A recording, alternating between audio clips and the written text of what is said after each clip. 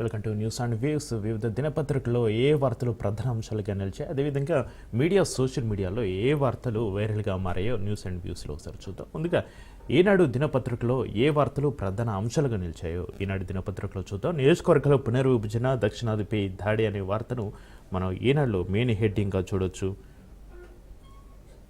ఇక ఆయా రాష్ట్రాలను నియంత్రించేందుకు కేంద్రం యత్నం, దీనిపై కలిసికట్టుగా పోరాటం చేద్దాం. ముఖ్యమంత్రి రేవంత్ రెడ్డి పిలుపు, డీలిమిటేషన్కు వ్యతిరేకంగా తీర్మానం, అసెంబ్లీ ఆమోదం.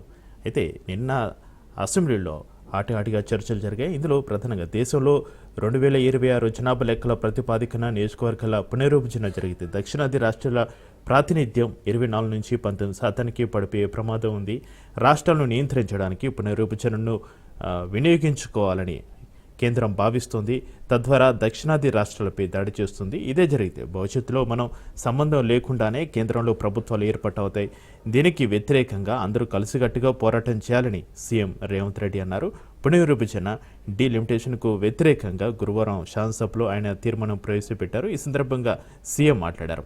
జనాభా ఒకటే ప్రామాణికం కాకూడదు అంటూ సీఎం అన్నారు. రాష్ట్ర ప్రభుత్వాలను సంప్రదించకుండా పునర్విభజనపై కేంద్రం చేస్తున్న కసరత్తు తీవ్ర ఆందోళన కలిగిస్తుందని, కేంద్రం ఆదేశాలను పాటించి జనాభాను నియంత్రించిన రాష్ట్రాలు నష్టపోకూడదు.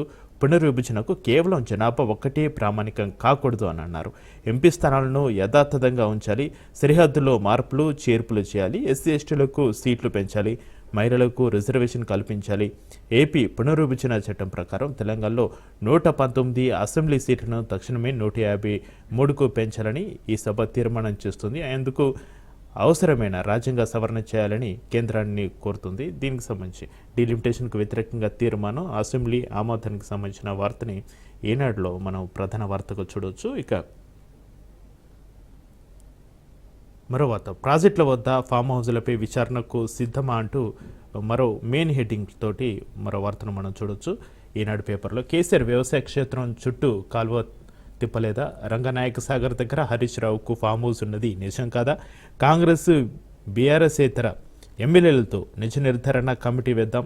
విద్యుత్ కొనుగోలు అవినీతిపై జైలుకు వెళ్తారు. కాళేశ్వరం నివేదికపై వచ్చే సమావేశంలో చర్చ అంటూ సీఎం రేవంత్ రెడ్డి వ్యాఖ్యానించిన మెయిన్ పాయింట్స్ని అయితే తీసుకోవడం జరిగింది. సాగునీటి ప్రాజెక్టుల వద్ద ఎవరికి ఫామ్ హౌస్లు, భూములు ఉన్నాయో విచారణకు సిద్ధమని సీఎం రేవంత్ రెడ్డి బీఆర్ఎస్కు సవాలు విసిరిన పరిస్థితి.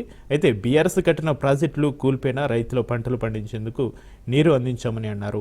ప్రజలను తప్పుదారి పట్టించేలా బీఆర్ఎస్ నేతలు మాట్లాడుతున్నారని, నోరు తెరిస్తే అబద్ధాలేనని ఆగ్రహం వ్యక్తం చేశారు. ఇక ద్రవ్య వినిమయ బిల్లుపై చర్చ సందర్భంగా సీఎం మాట్లాడారు. కేటీఆర్ ప్రసంగం సందర్భంలోనూ ముఖ్యమంత్రి తీవ్రంగా స్పందించారు. ఆ వార్తను ఇక్కడ ఈనాడులో ప్రధాన వార్తగా మనం చూడొచ్చు.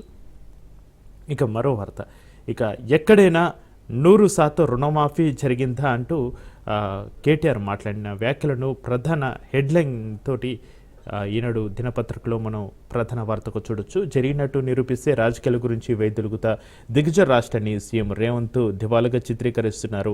ఇది రోల్డ్ గోల్డ్ ప్రభుత్వం. బీఆర్ఎస్ సభ్యుడు కేటీఆర్ తెలంగాణను కేంద్రం దగా చేస్తుంది అని ధ్వజమెత్తారు కేటీఆర్. దానికి సంబంధించి రాష్ట్రంలో కొడంగల్, కొండారెడ్డిపల్లి, సిరిసిల్ల సహా ఏ గ్రామంలోనైనా 100% రుణమాఫీ అయినట్లు నిరూపిస్తే రాజకీయాల నుంచి శాశ్వతంగా వైదొలుగుతానని బీఆర్ఎస్ శాసనసభ్యుడు కేటీఆర్ సవాలు విసిరారు. ప్రజలు గోల్డ్ అనుకుని కాంగ్రెస్కు ఓట్లు వేసి గెలిపించారని, తీరా రోల్డ్ గోల్డ్ అని తేలిందని ఎద్దేవా చేశారు కేటీఆర్. రేవంత్ రెడ్డిని జైలుకు పంపింది న్యాయస్థానాలని, ప్రభుత్వం కాదని అన్నారు. ఒకరిని జైలుకు పంపే అధికారం సీఎంకు ఉండదని, నేరాలు నిర్ధారించేది, జైలుకు పంపేది కోర్టులు మాత్రమేనని తెలిపారు.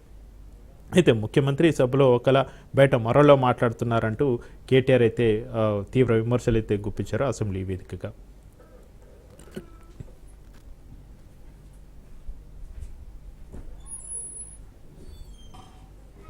ఇక మరో వార్త చూస్తున్నాం. పెండింగ్ ప్రాజెక్టులన్నీ పూర్తి చేస్తామంటూ మరో హెడ్డింగ్ లైన్ తోటి మరో వార్త చూడొచ్చు ఈనాడు దినపత్రికలో. ధర్మసాగర్ రిజర్వాయర్లో గోధరమ్మకు పూజలు చేస్తున్న మంత్రులు పొంగులేటి శ్రీనివాసరెడ్డి, ఉత్తమ్ కుమార్ రెడ్డి, ఎమ్మెల్యేలు కడియం శ్రీహరి, కేఆర్ నారాజు తదితరులు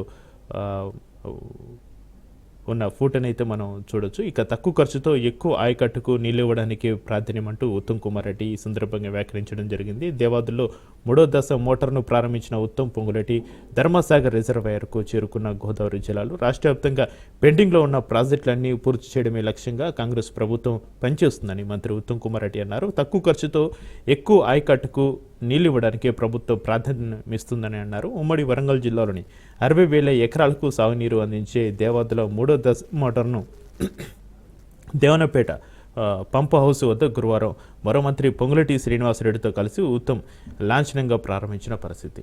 దానికి సంబంధించిన వార్తలు ఈనాడు పేపర్లో ప్రధానాంశంగా చూడొచ్చు. ఇక సాక్షి పేపర్లో ఏ అంశాలు ప్రధానంగా నిలిచాయో ఒకసారి చూద్దాం.